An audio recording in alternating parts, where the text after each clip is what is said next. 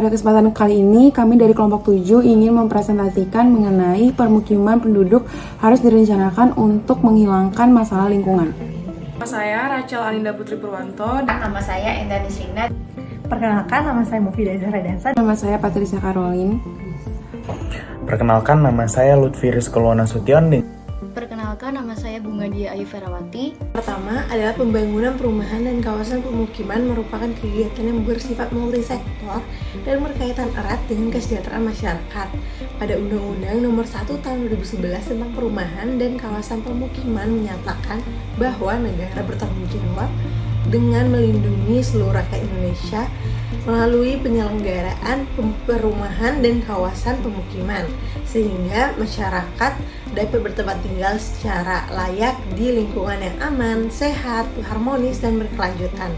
Pola pemukiman di Indonesia ada 3, yaitu pertama pola linear, yang awalnya berasal dari pola pemukiman sejajar dengan jalan raya, kemudian berkembang secara alamiah atau tanpa perencanaan sebelumnya. Lahan yang digunakan juga pada pembangunan rumah tersebut menjadi pola pemukiman linear. Nah, lahan yang pertama adalah lahan pertanian di luar lahan pemukiman.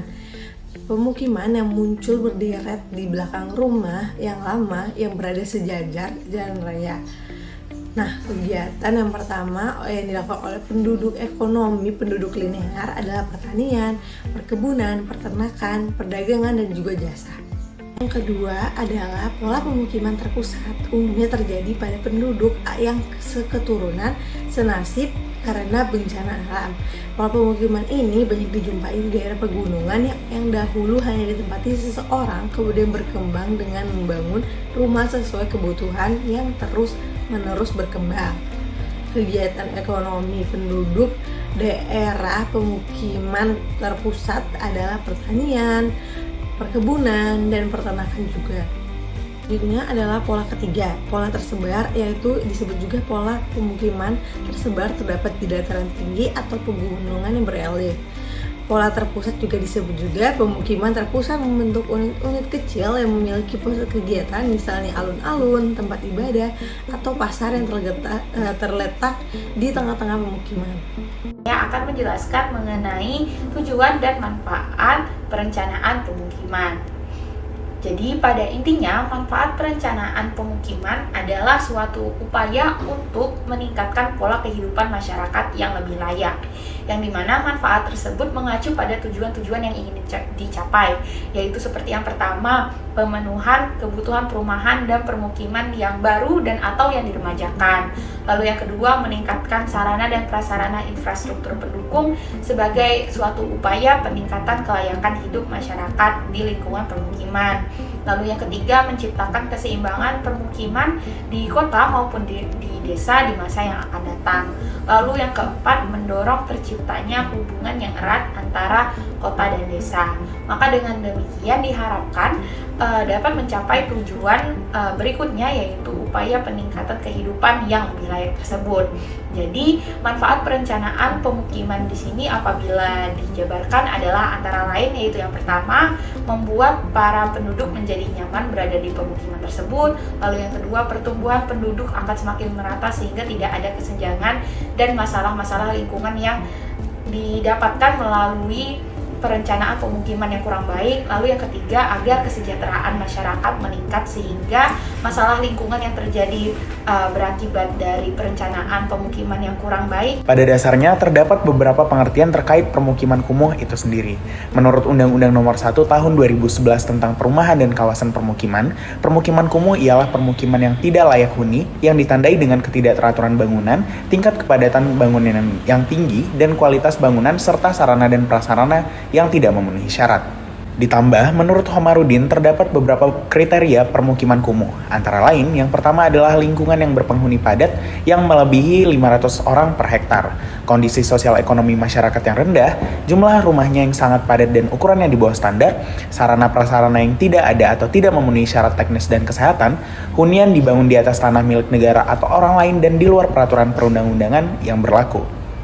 Menurut Konstantinos Doxiadis, terdapat 2 faktor perkembangan kawasan permukiman, antara lain growth of density atau pertambahan jumlah penduduk. Dengan adanya pertambahan jumlah penduduk yang disebabkan oleh angka kelahiran dan adanya pertambahan jumlah keluarga menyebabkan adanya permasalahan yang baru di masyarakat. Karena secara manusiawi setiap keluarga ingin memiliki tempat tinggal atau hunian yang layak huni, dan hal ini menyebabkan bertambahnya jumlah hunian yang ada di kawasan permukiman tersebut, yang menyebabkan pertumbuhan perumahan pemukiman semakin tinggi. Yang kedua, ada urbanization atau urbanisasi. Dengan adanya daya tarik yang diberikan oleh pusat kota, maka akan menyebabkan arus migrasi desa ke kota maupun dari luar kota ke pusat kota sangatlah tinggi. Kaum urbanis yang bekerja di pusat kota ataupun masyarakat yang membuka usaha di pusat kota tentunya akan memilih untuk memiliki tempat tinggal di daerah sekitar pusat kota tersebut. Hal ini juga menyebabkan pertumbuhan perumahan permukiman di kawasan pusat kota semakin tinggi. Dan menurut Danisworo, hal tersebut harus diakui bahwa tumbuhnya permukiman-permukiman spontan tersebut merupakan hal yang tidak dapat terpisahkan dari proses urbanisasi. Salah satu asas dalam Deklarasi Stockholm adalah pemukiman penduduk harus direncanakan untuk menghilangkan masalah lingkungan. Perencanaan harus diterapkan pada pemukiman manusia dan urbanisasi sehingga dapat menghindari dampak buruk terhadap lingkungan dan memperoleh manfaat sosial, ekonomi, dan lingkungan yang maksimal untuk semuanya. Deklarasi Stockholm juga menghasilkan rencana aksi lingkungan hidup manusia yang salah satu rekomendasinya adalah tentang perencanaan dan pengelolaan permukiman manusia.